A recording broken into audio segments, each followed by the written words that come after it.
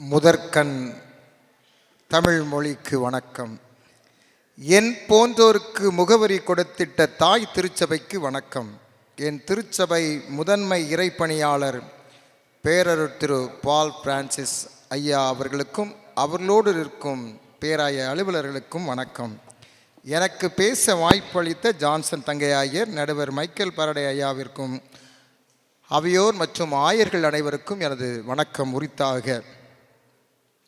நடுவர் அவர்கள் பேசும்போது சொன்னார்கள், நான் தமிழ் உடையில் வந்துள்ளேன் என்று சொன்னார்கள். எனக்கு ஒரு சந்தேகம், இது தமிழ் உடையா கல்யாண மாப்பிள்ளை உடையா? இதை நீங்கள் தான் விளக்க வேண்டும். 60ஆம் கல்யாணம் என்று சொல்லிவிட்டார்கள். நன்றி. இன்றைய கிறிஸ்தவர்களிடம் தமிழ் உணர்வு வளர்ந்துள்ளது என்பது எனது வாதம் இல்லை. தளர்ந்துள்ளது என்பது இவர்களது பக்கவாதம். பக்கவாதம் என்ற வியாதிக்கு மருந்து கிடையாது, இதை சுகப்படுத்த முடியாது.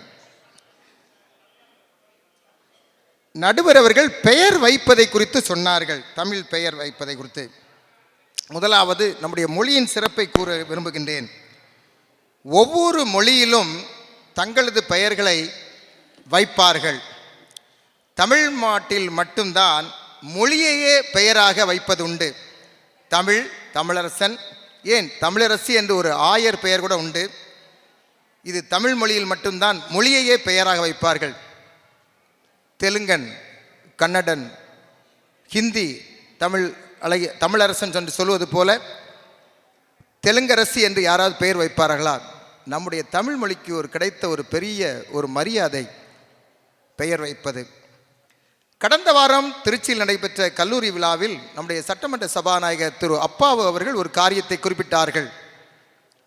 கிறிஸ்தவ மத போதகர்கள் தமிழகத்தின் அஸ்திவார கற்கள், தமிழ் மொழிக்காக பாடுபட்டவர்கள் என்று திருச்சியில் நடைபெற்ற ஒரு கல்லூரி விழாவிலே அவர்கள் பறைசாற்றினார்கள்.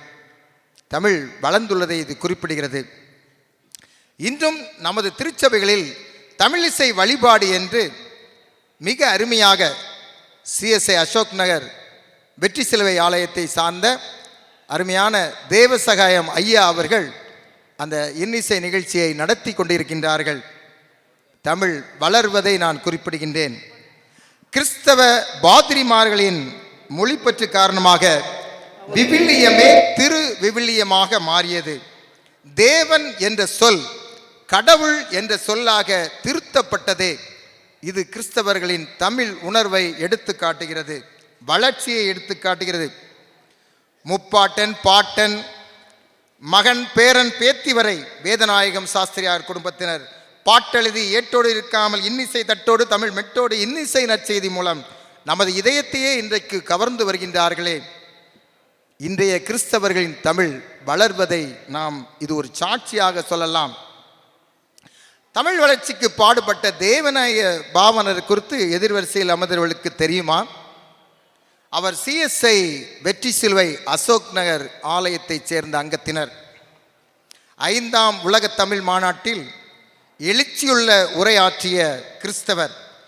தேவநேய பாவனர் பெயரில் அண்ணா சாலையிலே ஒரு பெரிய நூலகமே அரசாங்கத்தால் அமைக்கப்பட்டது.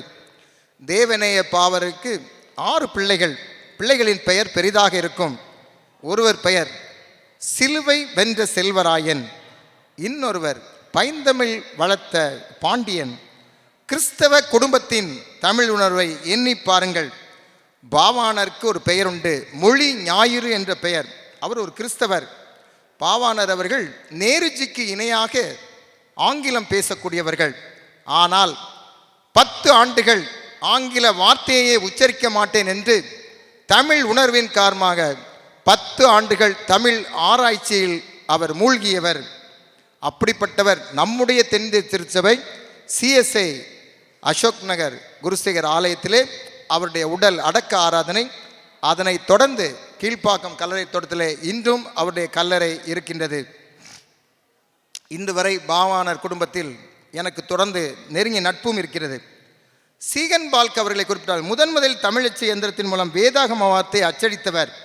இன்னும் TELC தமிழ் சுவிசேஷ லூத்தரன் திருச்சபை என்று தமிழ்நாட்டில் ஒரு பெரிய திருச்சபை இருக்கிறது என்றால் அது தமிழ் வளர்ச்சியை சுட்டி காட்டுகிறது என்பதை நான் சொல்ல விரும்புகின்றேன். கத்தோலிக்க திருச்சபை அருட்தந்தையர்கள் தமிழில் மிக சிறப்பாக இறை வழிபாடு நடத்துகிறார்களே. திருவிவிலிய மொழிபெயர்ப்பு படைப்புக்கு காரணமானவர்கள் கத்தோலிக்க அருட்தந்தைகள் இப்போது உள்ளவர்கள் மறக்க முடியுமா? வெளிநாட்டு கிறிஸ்தவரும் அன்று முதல் இன்று வரை விரும்பி கற்கும் மொழி தமிழ் மொழி. வேடிக்கையாக நகைச்சுவையாக சொல்லுவார்கள், நன்கு தமிழ் கற்ற ஒரு வெளிநாட்டுக்காரர் ஒரு தமிழ்நாட்டிலே ஒரு தேவாலயத்திற்குள் உள்ளே நுழைகின்றார். அப்பொழுதெல்லாம் ஆலயத்திலே ஒரு சிறிய நன்கொடை கொடுத்தால் கூட அவருடைய பெயரை உபயம் என்று சொல்லி பெரிய எழுத்திலே எழுதுவார்கள். ஒரு டியூப்லைட் கொடுத்தால் அதனுடைய பெயரை அவர் முழுவதும் எழுதுவார்கள். அந்த வெளிச்சம் கூட மறைக்கப்படும். அந்த அளவுக்கு தன்னை அவர்கள் நிதியாக சொல்லும்போது பெயரை எழுத சொல்வார்கள். இப்படி ஒரு டியூப்லைட்லேயே ஒரு பெயர் எழுதப்பட்டிருந்தது. அதை வெளிநாட்டுக்காரர் தமிழ் படித்தவர் அவர் ஒரு ஆசையாக அதை படிக்கின்றார். அதில் என்ன பெயர் எழுதியிருந்தது என்றால் நேசமணி பொன்னையா என்ற பெயர். அதை வெளிநாட்டுக்காரர் ஆர்வத்துடன் படிக்கின்றார். நேசமணி பொன்னையா என்பதை ஆங்கிலத்தில் இருந்ததால் நாசமணி போனியா, நாசமா நீ போனியா என்று அவர் திருத்தி படித்தாராம். இது அவருடைய தமிழ் உணர்வை காட்டுகின்றது. வெளிநாட்டினர் விரும்பும் மொழி தமிழ் மொழி என்பதை சொல்லுகின்றேன். 25 ஆண்டுகால வெள்ளி விழா கொண்டாடும் கிறிஸ்தவ இலக்கிய தமிழ் பேரவை கடந்த 25 ஆண்டுகளில் வளர்ந்ததால் தான் இன்று கூட 2 புத்தகங்களை நீங்கள் வெளியிட்டீர்கள். நமது 25 ஆண்டுகள் பயணத்தில் முன்னாள் பேராயர் முதல் இந்நாள் பேராயர் வரை அருட்பணியாற்றும் பேராயர்களால் தமிழ் மொழி வளர்ந்துள்ளது, தளரவில்லை. இன்று இந்த பசி நேரத்தில் நான் ஒருவன் தமிழ் பேச 1000 பேர் உட்கார்ந்து கேட்கும் பட்டிமன்றம் தமிழ் மொழியை தவிர வேறு எந்த மொழியிலும் கிடையாது. நான் ஆங்கிலத்தில் பேசினால் நீங்கள் அமர்ந்திருப்பீர்களா? நிச்சயம் அமர்ந்திருக்க மாட்டீர்கள். தமிழ் உணர்வுக்காக சொல்கின்றேன். சமீபத்தில் புதிதாக தேர்ந்தெடுக்கப்பட்ட கன்னியாகுமரி திருமண்டல பேராயர் அவர்கள் ஒரு வார்த்தையை சொன்னார்கள். என்னை ஆங்கிலத்தில் பிஷப் என்று கூப்பிடாதீர்கள், தமிழிலே சகோதரர் என்று அழையுங்கள் என்ற ஒரு வார்த்தையை சொன்னார்கள். அவருடைய தமிழ் உணர்வு எப்படிப்பட்டது! தமிழ்நாட்டில் தனி அமைச்சரே உண்டு தமிழ் வளர்ச்சிக்கு. தமிழ் படித்தால் வேலை உண்டு, கை நிறைய சம்பளம் உண்டு, தமிழுக்கு இன்னும் முன்னுரிமை உண்டு என தமிழ்நாட்டிலே இன்னும் ஊக்குவித்து கொண்டிருக்க அரசை நாம் வைத்திருக்கின்றோம். நடுவர் பேராசிரியர் மைக்கேல் ஃபாரடே அவர்களிடம் எத்தனை கிறிஸ்தவ மாணவர்கள் சென்னை கிறிஸ்தவ கல்லூரியில் தமிழ் ஆராய்ச்சி செய்து, அதுவும் திருமறையை ஆராய்ச்சி செய்து முனைவர் பட்டம் பெற்றுள்ளார்களே. நடுவர் அவர்களே, உண்மையா இல்லையா? தயங்குகிறீர்கள். தமிழ் உணர்வு வளர்ந்துள்ளது என்பதை சுட்டி காட்டுகின்றது. சொல்லும் போது அவர் நேரம் முடிஞ்சிருச்சுன்னு சொல்லி ஒலி எழுப்புறாரு. தமிழ் மொழி வளர்ச்சியில் முதலாய் முற்றியவன் கிறிஸ்தவ தமிழனே, கடல் நடுவே களம் செலுத்தி கரை கண்டவன் கிறிஸ்தவ தமிழனே, பல்கலையும் பல்நூலும் கற்றவனும் கற்பிப்பவனும் கிறிஸ்தவ தமிழனே, பகுத்தறிவை மானமுடன் படைத்தவனும் தமிழ் கிறிஸ்தவனே. பேராசிரியர் நடுவரே, இது உங்களுக்கு தெரியுமா தெரியாதா? பட்டி தொட்டியெல்லாம் பறைசாற்றும் பார் போற்றும் பட்டிமன்ற பேச்சாளர்கள் சாலமன் பாப்பையா, அருள் பிரகாஷ், ராஜா, மறைந்த ரமணி பாண்டியன், இன்றைய நடுவர் மைக்கேல் பாரடே ஆகிய பட்டிமன்ற கிறிஸ்தவ பேச்சாளர்களால் தமிழ் உணர்வு வளர்கிறதா இல்லையா? 25 ஆண்டு காலம் இந்த கிறிஸ்தவ இலக்கிய பேரவையை உருவாக்கிய முன்னாள் பேராயர் தேவசகாயம் ஐயா முதல் இன்றைய பேராயர் பால் பிரான்சிஸ் ஐயா அவர்கள் வரை தமிழ் உணர்வு அவர்களால் வளர்கிறதா தளர்கிறதா? நடுவர் அவர்களே, பதில் சொல்லுங்கள். ஒரு பெயரில் மட்டும் மைக் என்றிருந்தால் போதாது, மைக்கை பிடித்து பதில் சொல்லுங்கள். எனக்கு மைக் என்ற பெயர் வைத்திருப்பவர்கள். எதிரணி தலைவருக்கு ஒரு வேண்டுகோள். சகோதரர் ரமேஷ் அவர்கள் சமீபத்தில் ஓம் சாலோம் என்ற ஒரு படத்தை திரையிட்டார்கள். தமிழ் உணர்வை ஊட்டக்கூடிய படம். இதை மறுக்க முடியுமா? அவர் கட்டிக்காத்த தமிழ் உணர்வு என்னாச்சு என சுட்டிக்காட்ட விரும்புகின்றேன். நமது இலக்கு தமிழை வளர்ச்சி அடைய செய்ய வேண்டும். ஆங்கில பழமொழி ஒன்று உண்டு, ரிவர் நெவர் ரிப்பீட். நதி தான் கலக்க வேண்டிய கடலை நோக்கி தான் ஓடும், கடந்து வந்த பாதைக்கு திரும்பாது.